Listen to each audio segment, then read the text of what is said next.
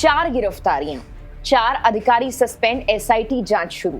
लेकिन क्या इतना काफी है? क्या 15 बच्चों की मौत का जवाब सिर्फ कुछ गिरफ्तारियों और निलंबनों से मिल जाएगा? या फिर लखनऊ के अलीगंज अग्निकांड की राख में अभी कई बड़े सवाल और बड़े जिम्मेदार दबे हुए हैं? लखनऊ के अलीगंज में पूर्णिया इलाके में एक भीषण अग्निकांड हुआ, जिसके बाद सरकार और प्रशासन एक्शन मोड में है। पुलिस ने इस मामले में बिल्डिंग मालिक वीरेंद्र प्रसाद शुक्ला, पेट शॉप संचालक रामकृष्ण उपाध्याय, एनिमेशन सेंटर संचालक तुषार कृष्णा जायसवाल और सुरेश कुमार साहू को गिरफ्तार कर लिया है। वहीं मुख्यमंत्री योगी आदित्यनाथ के निर्देश पर बिजली विभाग, फायर विभाग और एलडीए के 4 अधिकारियों को भी तत्काल प्रभाव से निलंबित कर दिया गया है। इसके साथ ही पूरे मामले की जांच के लिए एसआईटी का गठन कर 7 दिनों के अंदर रिपोर्ट मांगी गई है। लेकिन इन कार्रवाइयों के बावजूद एक सवाल हर किसी को परेशान कर रहा है। अगर जिम्मेदार लोग इतने स्पष्ट थे तो कार्रवाई पहले क्यों नहीं हुई? अगर इमारत अवैध थी, सुरक्षा मानकों का पालन नहीं हो रहा था, नियमों को ताक पर रखा जा रहा था और वहां सैकड़ों छात्र रोजाना आ जा रहे थे, तो सिस्टम इतने सालों तक सोता क्यों रहा? ये दर्दनाक हादसा सोमवार दोपहर करीब 2:30 बजे हुआ। शुरुआती जांच के मुताबिक बिल्डिंग के अंदर एसी के कंप्रेसर में धमाका हुआ, जिसके बाद आग तेजी के साथ फैल गई। देखते ही देखते पूरा भवन धुएं और आग की चपेट में आ गया। कुछ ही मिनटों में स्थिति इतनी भयावह हो गई कि अंदर मौजूद लोगों को संभलने का मौका तक नहीं मिला। जिस समय आग लगी उस समय बिल्डिंग के दूसरे तल पर लर्निंग स्पेस नाम की लाइब्रेरी और कोचिंग सेंटर में छात्र पढ़ाई कर रहे थे। वहीं हेड हॉपर स्टूडियो में 3D animation, game asset design और डिजिटल प्रोडक्शन का काम भी चल रहा था।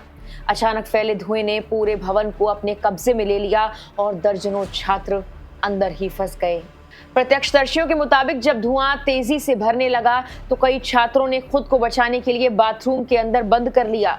उन्हें लगा कि शायद वहां वो सुरक्षित रहेंगे, लेकिन जहरीला धुआं वहां भी पहुंच गया। कुछ छात्र खिड़कियों तक पहुंचे, मदद के लिए चिल्लाए, लेकिन बाहर निकलने का कोई सुरक्षित रास्ता बचा नहीं था। जयंत नाम के एक छात्र ने जान बचाने के लिए पहली मंजिल से छलांग लगा दी। कई और लोग बिजली के केबलों के सहारे नीचे उतरने में सफल रहे, लेकिन हर किसी की किस्मत इतनी अच्छी नहीं थी। जब तक फायर ब्रिगेड की टीमें पहुंची, आग पूरी इमारत में फैल चुकी थी। 19 दमकल गाड़ियां, एसडीआरएफ और एनडीआरएफ की टीमों ने घंटों तक रेस्क्यू ऑपरेशन चलाया। हालात इतने ज्यादा खराब थे कि कई जगह दीवारें तोड़कर अंदर फंसे लोगों तक पहुंचना पड़ा। करीब 7 घंटे तक चले रेस्क्यू के बाद शवों को बाहर निकाला गया है, लेकिन तब तक 15 जिंदगियां खत्म हो चुकी थी। मरने वालों में 5 महिलाएं और 10 पुरुष शामिल हैं। अधिकांश की उम्र 20 से 30 वर्ष के बीच बताई जा रही है। इनमें लखनऊ, कानपुर, बाराबंकी, पश्चिम बंगाल, मध्य प्रदेश और हरियाणा के छात्र भी शामिल हैं। यानी इस हादसे ने सिर्फ एक शहर नहीं बल्कि कई राज्यों के परिवारों को मातम में डुबो दिया है। लेकिन इस पूरी कहानी का सबसे भयावह पहलू आग नहीं बल्कि वो लापरवाही है जो आग लगने से बहुत पहले ही शुरू हो चुकी थी। जांच में सामने आया जिस इमारत में ये हादसा हुआ वो कथित तौर पर अवैध रूप से संचालित की जा रही थी। एलडीए रिकॉर्ड्स के मुताबिक इस भवन का नक्शा आवासीय उपयोग के लिए स्वीकृत कराया गया था। मालिक ने शपथ पत्र देकर कहा था कि यहाँ आवासीय भवन बनाया जाएगा, लेकिन बाद में उसी भवन में pet shop, warehouse, coaching centre, library, animation studio और कई व्यावसायिक गतिविधियां शुरू हो गईं।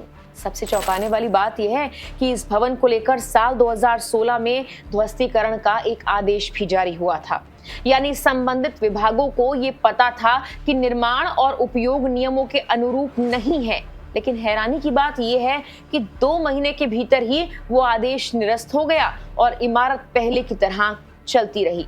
अब बड़ा सवाल यही है कि आखिर वो आदेश क्यों वापस लिया गया, किसके दबाव में लिया गया, और अगर तब कार्रवाई हो जाती तो क्या आज 15 लोगों की जान बच सकती थी?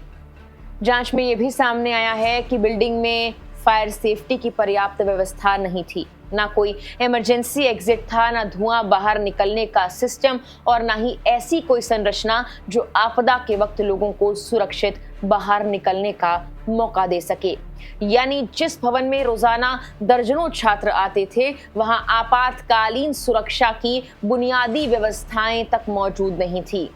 यही वजह है कि हादसे के बाद मुख्यमंत्री योगी आदित्यनाथ ने कड़ा रुख अपनाया। उन्होंने बिजली विभाग के अधिशासी अभियंता गौरव कुमार, फायर विभाग के एफएसओ कमलेंद्र कुमार सिंह, एलडीए के सहायक अभियंता अनिल कुमार और जूनियर इंजीनियर प्रमोद पांडे को निलंबित कर दिया है। लेकिन सवाल यह है, क्या सिर्फ 4 अधिकारियों पर कार्रवाई कर देने से पूरी जिम्मेदारी तय हो जाती है? कुछ रिपोर्ट्स में एलडीए के सूत्रों के अनुसार इस मामले में 16 तक अधिकारियों और कर्मचारियों की भूमिका जांच के दायरे में आ सकती है। जांच इस बात की भी हो रही है कि 2014 से लेकर 2026 तक इस इलाके की निगरानी किन किन अधिकारियों के पास थी और उन्होंने अवैध निर्माण और व्यावसायिक गतिविधियों को रोकने के लिए क्या कदम उठाया। वहीं पुलिस ने 6 नामजद आरोपियों और अन्य जिम्मेदार लोगों के खिलाफ भारतीय न्याय संहिता की विभिन्न धाराओं और उत्तर प्रदेश अग्निशमन सेवा अधिनियम के तहत मुकदमा दर्ज किया है। पुलिस का कहना है कि गिरफ्तारियां अभी शुरुआत है और जांच के दौरान और जिम्मेदार लोगों की भूमिका भी सामने आ सकती है। फिलहाल मुख्यमंत्री ने मामले की गहन जांच के लिए 2 सदस्यीय एसआईटी का गठन कर दिया है। इसमें संस्कृति विभाग के अपर मुख्य सचिव अमृत अभिजात और लखनऊ जोन के एडीजी प्रवीण कुमार को शामिल किया गया है। एसआईटी को 7 दिनों के अंदर अपनी रिपोर्ट सौंपने के निर्देश भी दिए गए हैं।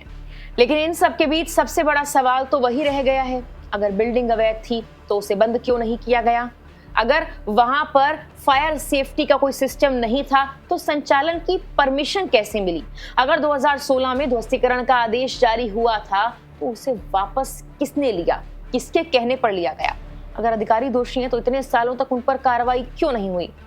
अब 15 मौतें हो चुकी हैं। सबसे बड़ा सवाल, जिन 15 छात्रों ने उस दिन सुबह अपने घर से निकलते वक्त शायद शाम को वापस लौटने का वादा किया होगा, उनकी मौत का असली जिम्मेदार कौन है? उनका परिवार जो दुख सह रहा है, आखिर उसकी भरपाई कौन करेगा? ये सिर्फ आग की कहानी नहीं, ये नियमों की अनदेखी, विभागीय लापरवाही और जवाबदेही के संकट की कहानी है। ये उन माता पिताओं की कहानी है जिन्होंने अपने बच्चों को पढ़ने भेजा था, काम करने भेजा था, लेकिन बदले में उन्हें मौत की खबर मिली, अपने बच्चों की मौत की खबर। अब पूरा प्रदेश और पूरा देश एसआईटी की रिपोर्ट का इंतजार कर रहा है। फिलहाल के लिए इस वीडियो में इतना ही।